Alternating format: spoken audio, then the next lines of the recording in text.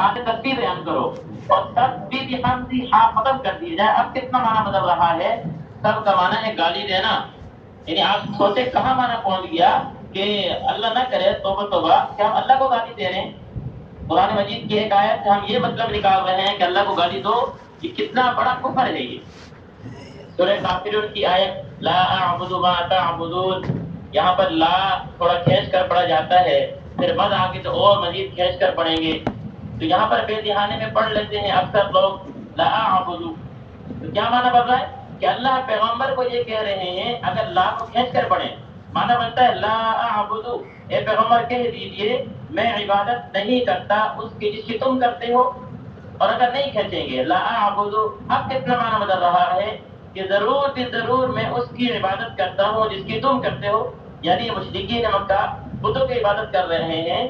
تو اگر لا کو نہ کھینچا تو معنی کیا بن گیا کہ پیغمبر کافر کو یہ کہہ رہے ہیں، مشرکین مکہ کو یہ کہہ رہے ہیں تم بتوں کو پوچھتے ہو، میں بتوں کی عبادت کر رہا ہوں. کتنا معنی بدل جاتا ہے تجوید کے درست نہ ہونے سے، حروف کی ادائیگی بہتر نہ ہونے سے.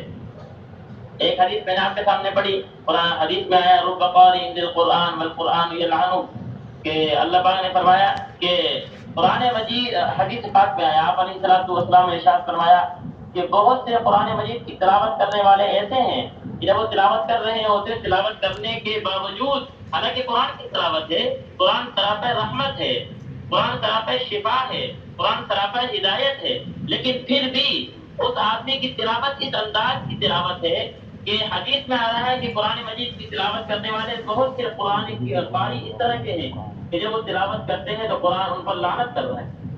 اتنے بڑے خطرناک کی بات ہے کہ قرآن میرے پر لعنت کر رہا ہو. پھر ہم ذرا سوچیں اس کرائے میں آ کر کہ ہم رمضان میں بڑے خوشی سے یہ بات کہتے ہیں میں نے 4 ختم کیے، میں نے 5 کیے، میں نے 10 کیے، میں نے 15 کیے. ذرا سوچیں کہ کتنے قرآن ختم اس طرح کے ہیں جو اللہ کو قبول ہے اور کتنے اس طرح کے جو میرے پر لعنت کر دیے بن گئے.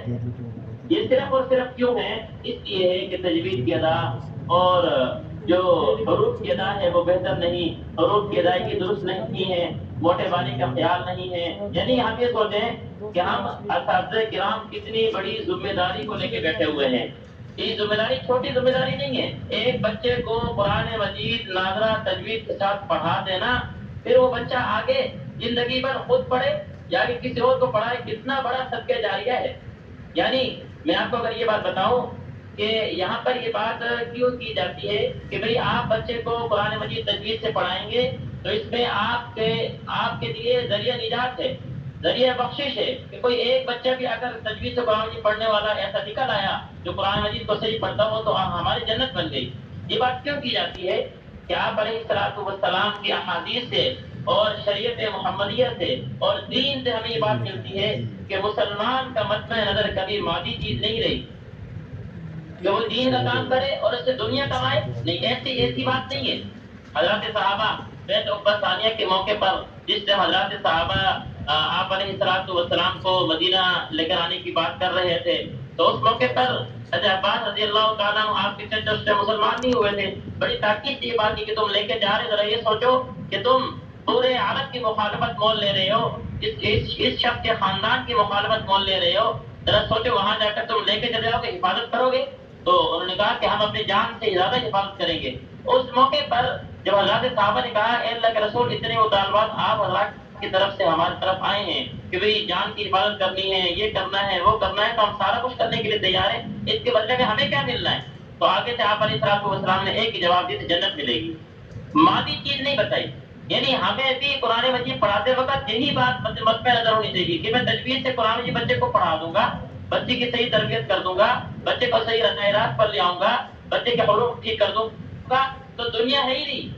دنیا تو میرے مد نظر ہی نہیں ہے. مجھے اس کے بدلے میں کیا ملے گی؟ قبر کی راحتیں ملیں گی، قبر میں ٹھنڈی ہوائیں ملیں گی، خوشبوئیں ملیں گی، آخرت میں اللہ تعالیٰ کے سامنے سرخرو ہونا ملے گا، جنت کا یہ ساری چیزیں اس لیے ہیں کہ دین سراسر یہ آخرت کی طرف توجہ دلاتا ہے. تو یہ کچھ بنیادی چیزیں تھی جو ہمارے لیے انتہائی اہم اور انتہائی ضروری ہیں. کہ اب ایک آدمی ہے کہ وہ خود غلط قرآن مجید پڑھ رہا ہے اور ایک آدمی ہے کہ وہ غلط قرآن مجید پڑھا رہا ہے، تو یہ متعدی بیماری ہے کہ خود غلط پڑھنا یہ ایک گناہ ہے اور پھر آگے غلط پڑھانا یہ ڈبل گناہ ہے کہ خود بھی غلط پڑھ رہا ہے، آگے جس کو پڑھا رہا ہے وہ بھی غلط پڑھ رہا ہے، اس کا گناہ بھی اپنے سر مول لے رہا ہے. یہ بڑی فکر، بڑی اہم اور بہت ہی جو ہے نا یہ غور و فکر والی بات ہے کہ کلاس میں جا کر میں بیٹھوں اس نظریے سے، اس سوچ سے بیٹھوں کہ جب میں کلاس میں جا کر بیٹھوں گا تو بچے کو تجوید سے قرآن مجید پڑھاؤں گا، بچے کے حروف جو ہے صحیح طریقے سے ادا ٹھیک کرواؤں گا، تجوید کے مطابق اس کے حروف بہتر ہوں گے۔